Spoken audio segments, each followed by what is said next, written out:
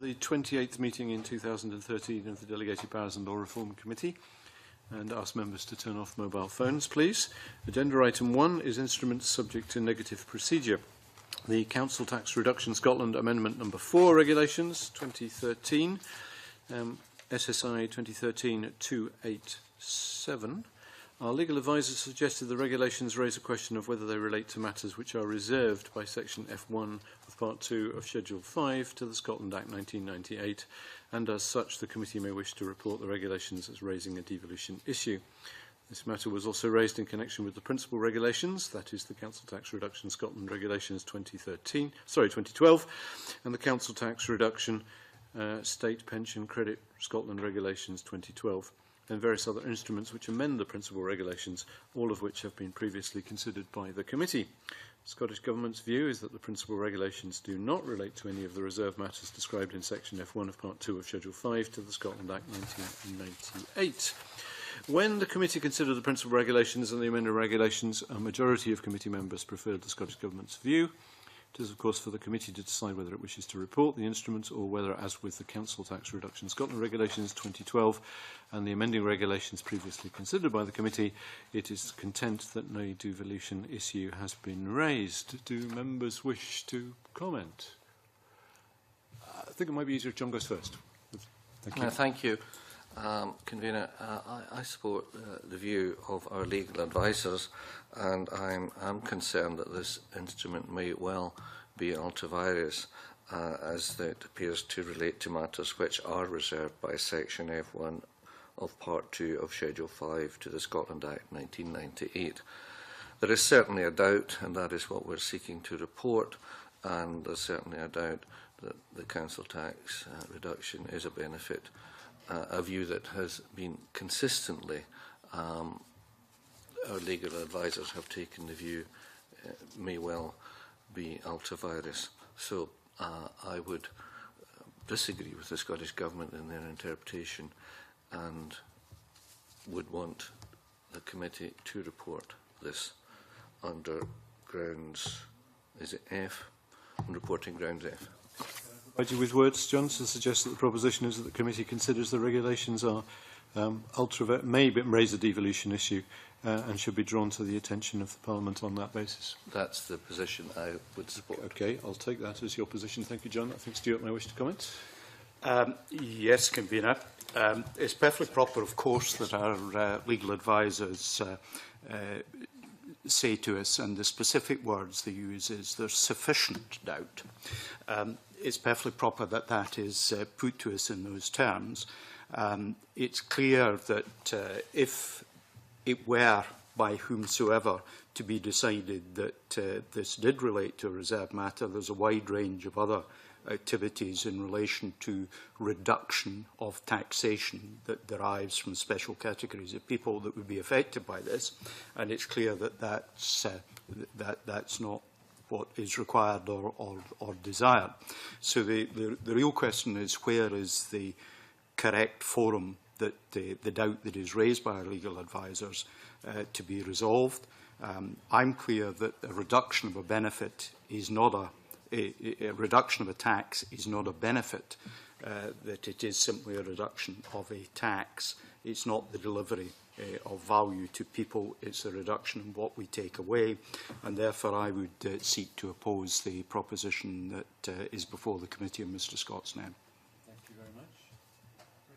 I support the proposition from Mr Scott. I mean, beyond the merits of the policy, and even if it is the fact it's ultra vires, in fact it should be in terms of policy intra vires. The fact is that we have legal advice as a committee which is contrary to what the Scottish Government have received. I respect the fact the Scottish Government takes a different legal view in this, but it comes to what the correct forum for debate is, as Stuart said, and I would agree with Mr Scott that given this doubt has been raised over the instrument, therefore it should be drawn to the attention of Parliament.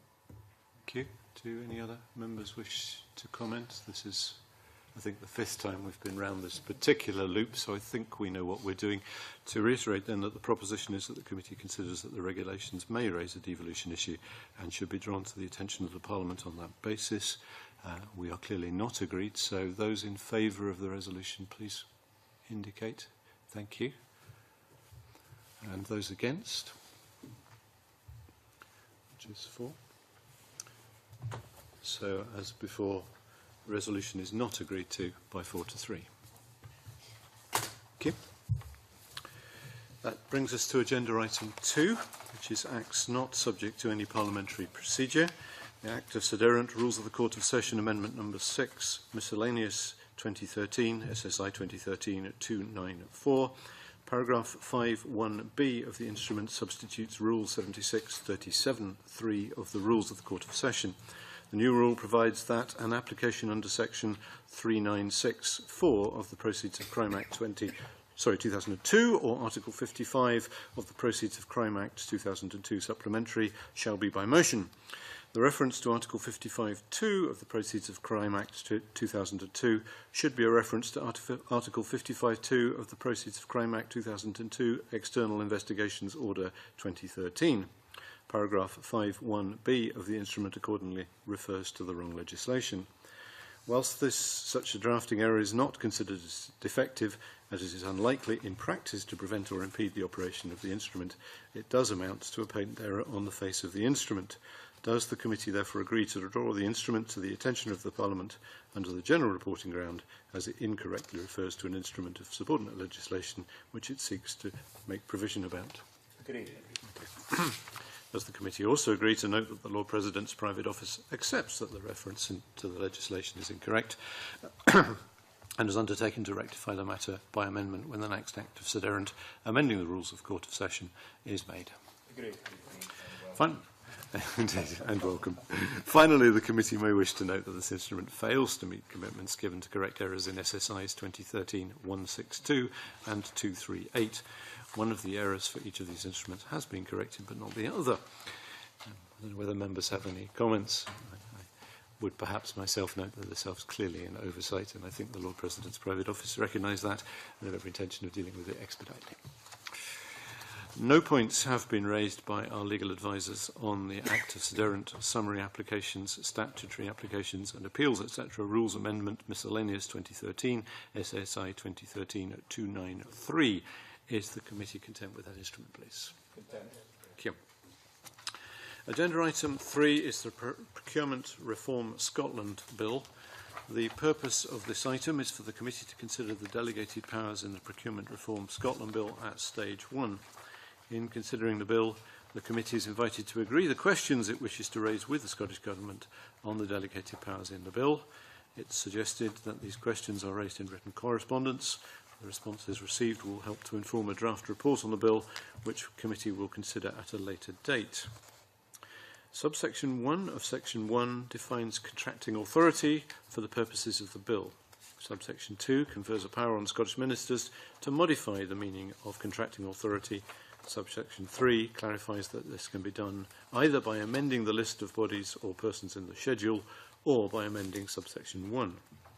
Policy intention underlying sections 1, 2 and 3 is, as explained in the Delegated Powers Memorandum, is to apply the measures in the bill to a single set of bodies, being only those covered by the EU directive and corresponding Scottish regulations and whose functions do not relate to reserve matters within the meaning of the Scotland Act 1998.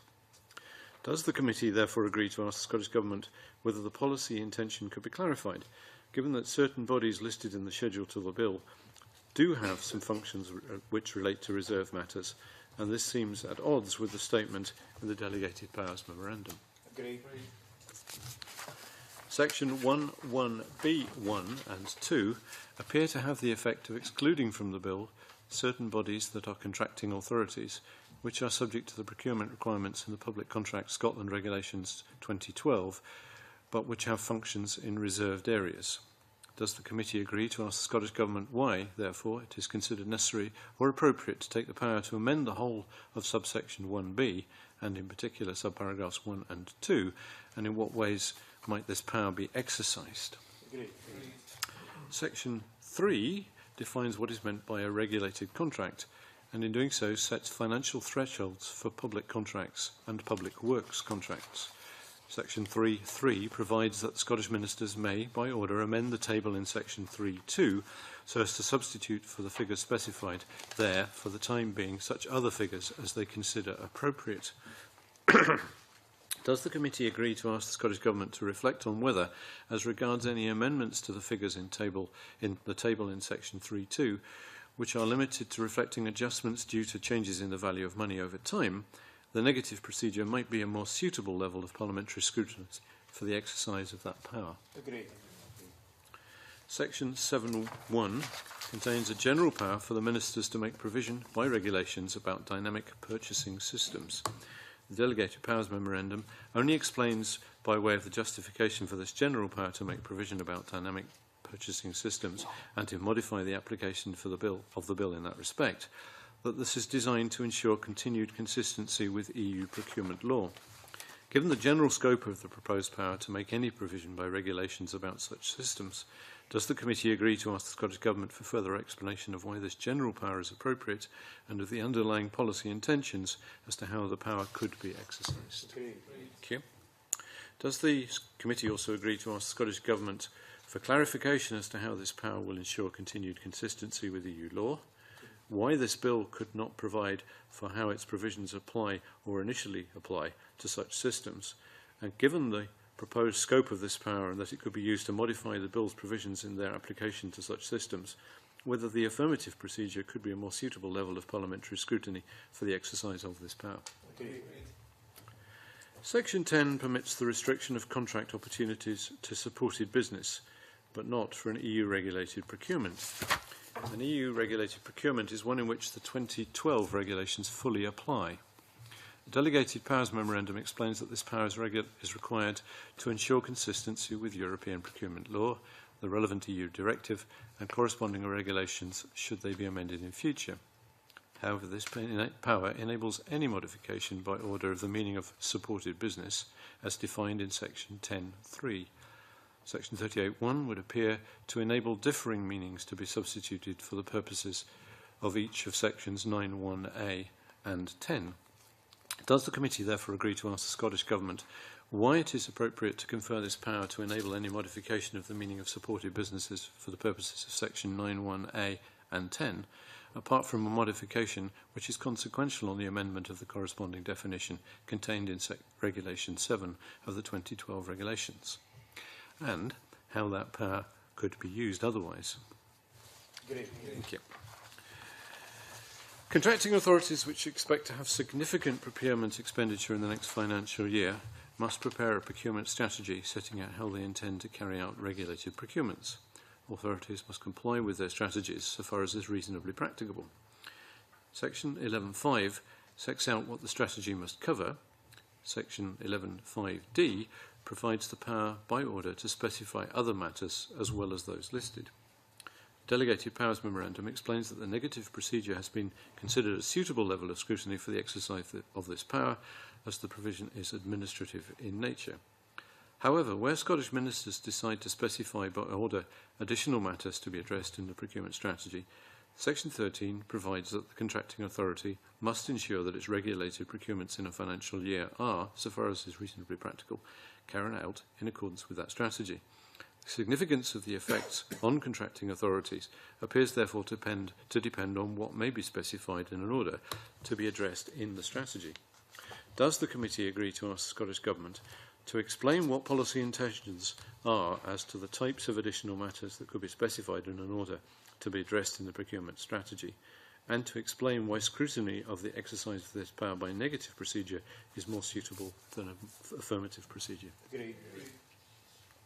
Section 11.1 provides that a contracting authority which expects to have significant procurement expenditure in the next financial year must, before the start of that year, prepare a procurement strategy setting out how the authority intends to carry out regulated procurements, or review its strategy for the current financial year and make such revisions as the authority considers appropriate.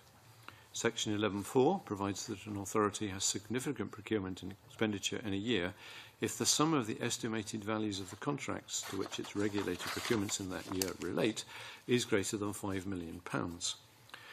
Power in Section 11.6 provides that the ministers may, by order, substitute another sum for that amount. In relation to section 11.6, does the committee agree to ask the Scottish Government to reflect on whether, as regards any amendment to the figure stated in section 11.4, which is limited to the reflecting adjustment due to changes in the value of money over time, the negative procedure could be a more suitable level of parliamentary scrutiny of the exercise of that power? Agreed.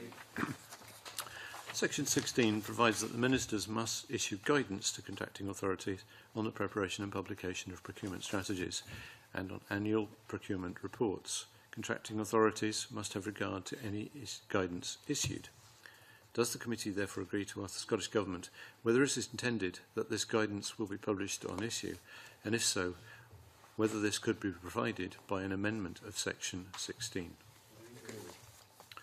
Section 21 provides that a certain community benefit requirements contained in the section apply where a contracting authority proposes to carry out regulated procurement under the bill, in addition to which the estimated value of the contract is equal to or greater than £4 million.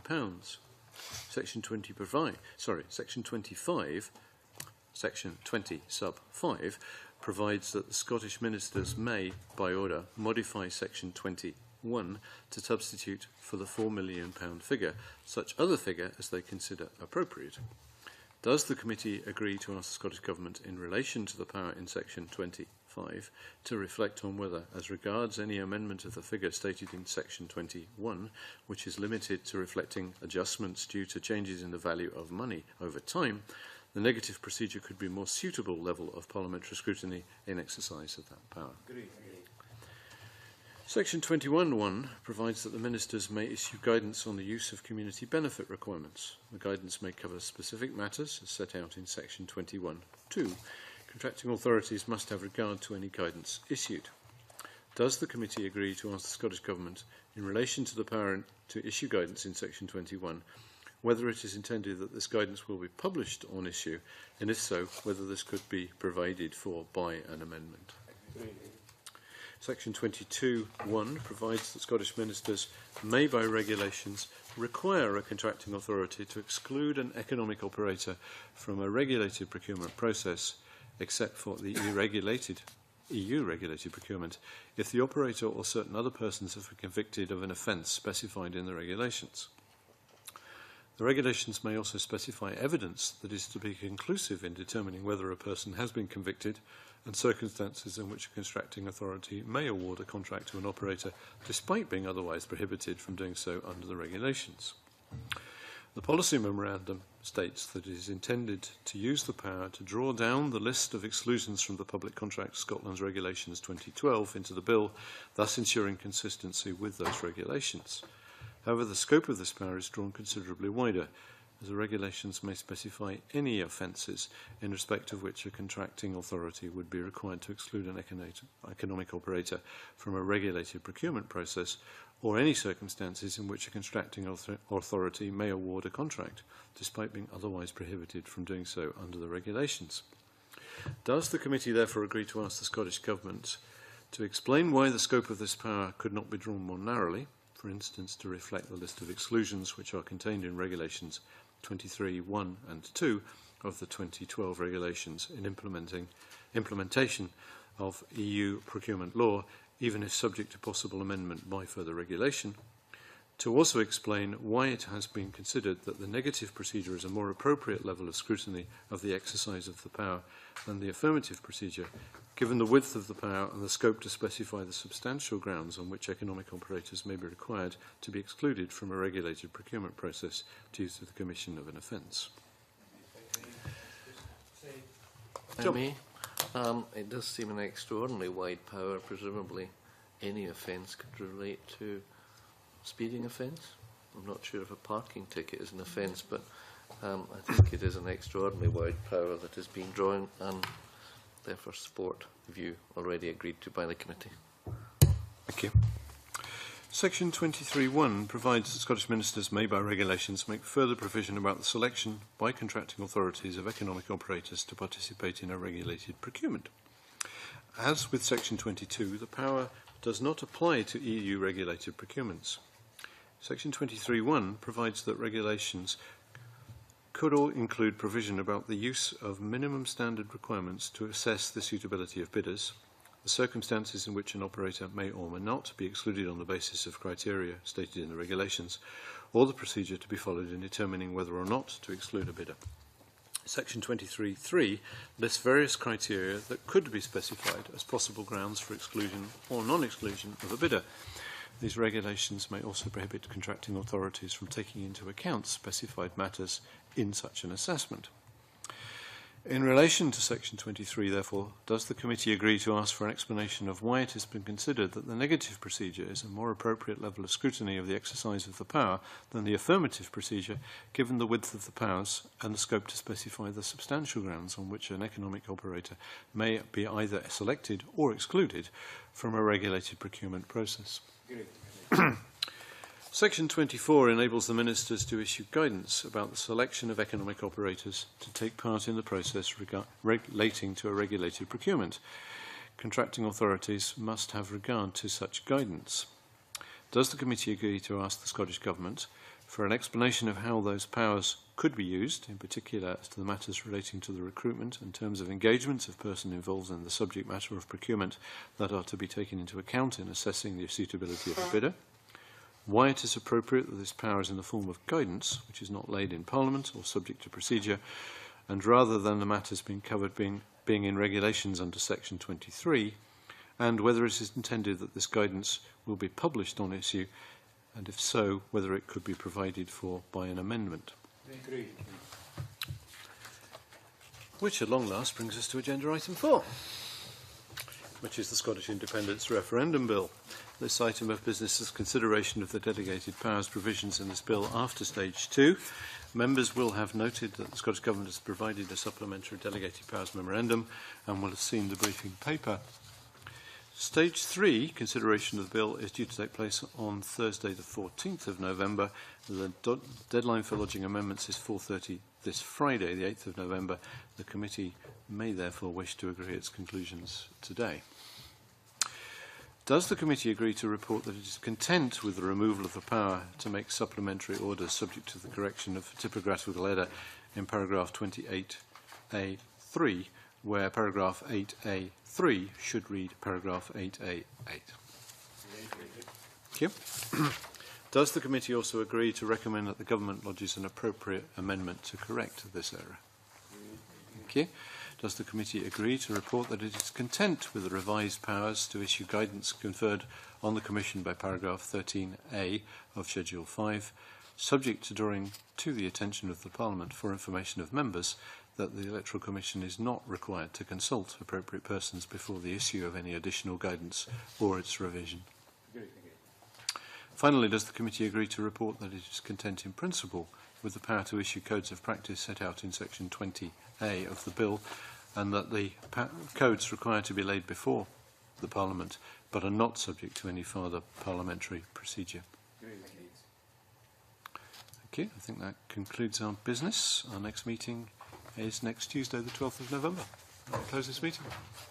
Thank you.